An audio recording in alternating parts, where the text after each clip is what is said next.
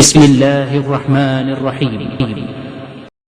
شروع اللہ کے نام سے جو سب پر مہربان ہے، بہت مہربان ہے۔ الف لام میم اللہ لا الہ الا هو الحی القیوم۔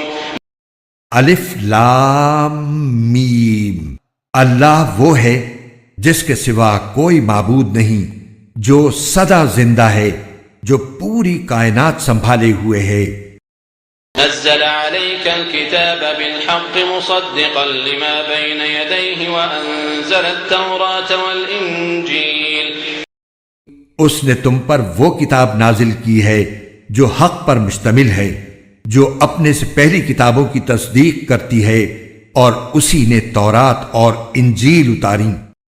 من قبل هدى للناس وأنزل الفرقان إن الذين كفروا بآيات الله لهم عذاب شديد والله عزيز ذو انتقام۔